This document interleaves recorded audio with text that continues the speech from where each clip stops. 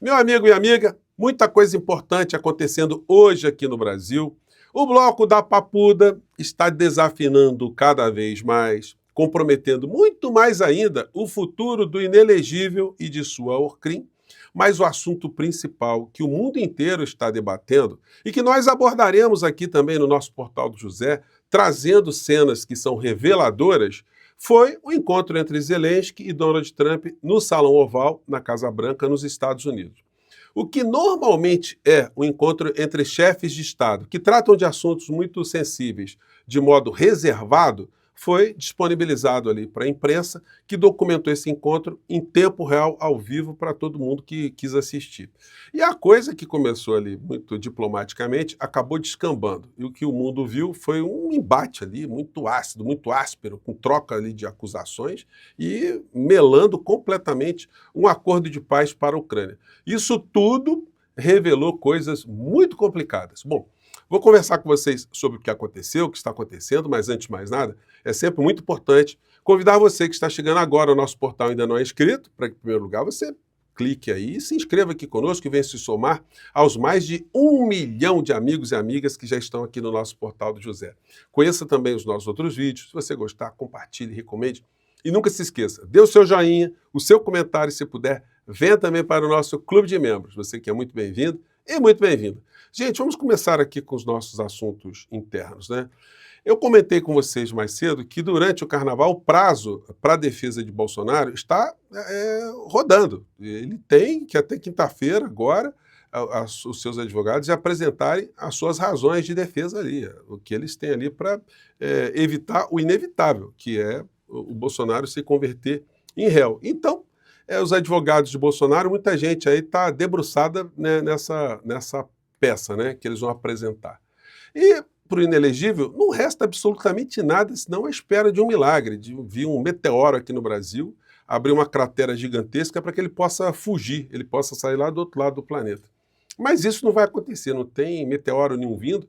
E o Donald Trump tem coisas muito mais sérias, com muito mais interesses, sobretudo interesses econômicos, que é o que motiva essa criatura, para tratar do que ficar cuidando aí, sendo babá de criminoso, de terceiro mundo, golpista de terceiro mundo.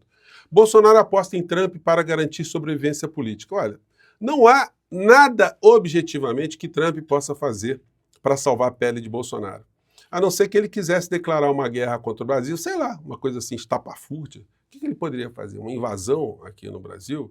Então, não existe, do ponto de vista da racionalidade, algo que possa ser feito de fora para dentro, para simplesmente acabar com a nossa soberania, porque se algo fosse feito assim, realmente o Brasil deixaria de ser uma nação para se converter ali num puxadinho, uma outra estrela que os Estados Unidos poderiam colocar na bandeira deles lá, porque aí a gente perderia completamente a nossa soberania. Talvez esse seja o desejo inconfessável desses traidores da pátria que ficam lambendo botas dessa gente toda lá nos Estados Unidos e desfilando com seus golpismos para todos os lados. Bom, mas eles vão ter um troco que não vai ser muito agradável para eles, não.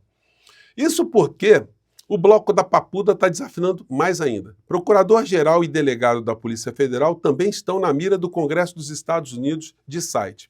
Motivo seria a colaboração de Paulo Gonet e de Fábio Chor com ordens de censura de Moraes. Gente, com as supostas ordens de censura, né? Na verdade, ele está cumprindo ali a lei contra pessoas que praticaram crimes usando as redes sociais. Era Don Corleone. Revista The Economist diz que Trump lidera nova ordem global focada em geopolítica mafiosa. Então, a figura que Bolsonaro quer se ancorar é alguém que está se comportando como um gangster mercador, alguém que está só querendo lucrar, fazer negócios. Agora, em relação a esse assunto aqui de colocar o Paulo Gonet e o delegado da Polícia Federal também como personagens a serem atacados, o que essa gente da extrema-direita, eles acham que isso vai redundar? Eles acham que o Procurador-Geral da República vai ficar nervoso, vai recuar, vai deixar de fazer alguma coisa? O delegado da Polícia Federal vai deixar de fazer alguma coisa? Isso tudo, gente, é proveniente desses golpistas traidores que estão fora do nosso país. O principal deles é o Dudu Bananinha, que está provocando esse tipo de situação. esse tipo de ameaça que está sendo apontada para o Procurador-Geral da República e para o delegado da Polícia Federal.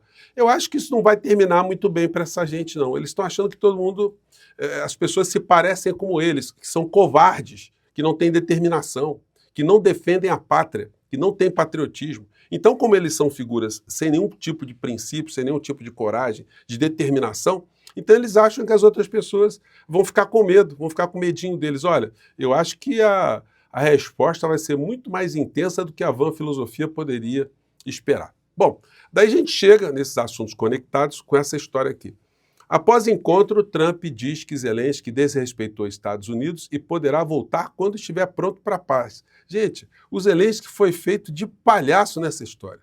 Foi de uma figura sem caráter, sem moral, sem força, sem inteligência, sem nada. Saiu ali com a mão na frente e outra mão atrás. Só vai restar para ele acabar fazendo um acordo direto com o Putin, porque ele ficou agora largado no meio da sarjeta, no meio dessa história. Mas não foi por falta de aviso, gente. Todas as pessoas que analisam geopolítica no mundo, à época que o conflito estava ali iniciando, apontavam que a Ucrânia não tinha a menor chance de ter um sucesso numa escalada militar contra a Rússia, exceto se tivesse o apoio maciço dos Estados Unidos e da OTAN. E foi o que se namorou ali no começo, mas o Putin já colocou logo o jogo como ele estava disposto a jogar. Ou seja, se tivesse uma intervenção direta da OTAN dos Estados Unidos, ele ia deflagrar artefatos nucleares. Aí a coisa ficou escalada dentro desse jogo militar, de uma guerra convencional, de tanque, foguetes, enfim, as armas que o mundo sempre conheceu. Mas o que nós estamos vendo agora é uma situação que revela para o mundo que o Zelensky foi um peão no meio desse jogo, né? No jogo de xadrez ele foi a peça mais sem valor, que foi o peão ali. Porque ele foi usado para fustigar a Rússia, ele atraiu a Europa toda para essa empreitada e todo mundo sabia, todos os analistas de geopolítica já sabiam, que o principal interessado nessa história toda eram os Estados Unidos, que estavam numa espécie de conflito por procuração. Ao invés de eles irem direto contra a Rússia e China para haver um desgaste, eles nomearam ali a Ucrânia e o Zelensky como uma espécie de bobo da corte para funcionar nesse tipo de conflito, respaldando, né, ou resguardando, ou defendendo os interesses alheios, sempre sob uma roupagem que estava defendendo a soberania da Ucrânia. Gente, o que teve de gente aqui no nosso portal do José, que mora na Europa, que ficou muito chateada com essas avaliações que eu fazia aqui, mostrando, enfim, algo que os analistas principais do mundo estavam detectando. Olha, não foi brincadeira, muita gente acabou saindo do nosso portal. E hoje, talvez essas pessoas estejam percebendo que nós estávamos certos lá atrás, certos, né? Porque quando a gente falou que, olha, isso aí não vai terminar bem para a Ucrânia. O presidente Lula, ele foi muito atacado quando ele tentou convencer o Zelensky para um acordo diplomático. Uma das falas de Lula foi essa aqui, numa que Zelensky fez pouco caso dele, enfim, atrasou na reunião, e Lula foi perguntado sobre isso. Ele respondeu isso aqui. A conversar. E eu vou dizer para você mais, ele, se fosse esperto, ele diria de que a solução é diplomática, não é militar. E isso depende de capacidade de sentar e conversar. Ouvir o contrário e tentar chegar no acordo, sabe, para que o povo ucraniano tenha sossego na vida. É isso. Então, o Lula já tinha falado isso, ele foi muito atacado por isso, né? E o que está acontecendo hoje? O Trump está encurralando o Zelensky. Na época, nós colocávamos aqui no nosso portal, né? Se você nunca viu, o Zelensky é um humorista, ele sempre, enfim, operou na Ucrânia, ligou muita popularidade entre os jovens com o tipo de aparição que ele fazia. Agora, daí a ser um chefe de Estado, um chefe militar, ter uma inteligência, uma sensibilidade, uma habilidade política, aí vai uma grande distância. Obviamente, sempre por baixo dessas criaturas operam estruturas. Estruturas na Ucrânia, muito esquisitas, e também estruturas fora da Ucrânia, porque, como eu afirmei aqui, o Zelensky se comportou como títere, ali como marionete, alguém que estava servindo aos interesses de outras nações. E a situação é essa aqui, ó. Eu não sei se o YouTube vai autorizar, mas eu vou passar aqui só uns trechinhos aqui, qualquer coisa depois a gente corta. Vamos lá. Isso aqui, ó, gente, é o Zelensky, tá? Закройте двери! Или сбежала она до пушистого мудака. Машенька! Господи, отец!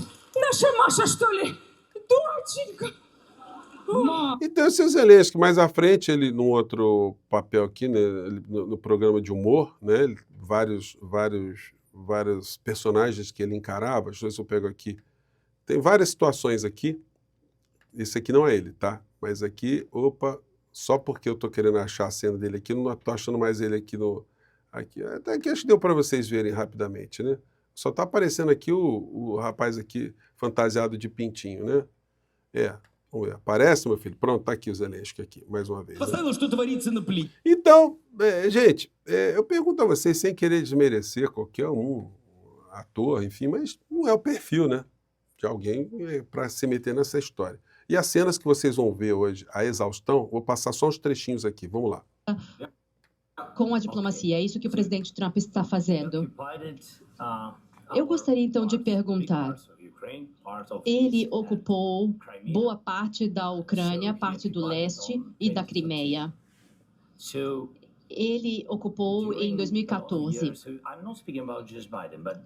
Durante muitos anos, e não estou falando de Joe Biden, mas tivemos o presidente Obama, depois o presidente Trump, depois Biden e agora o presidente Trump.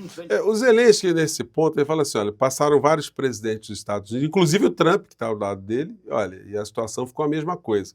E aí o Trump ficou com essa cara meio invocado, né, do tipo assim, pô, o cara tá vindo aqui, tá me botando culpa, inclusive em mim, dessa história toda.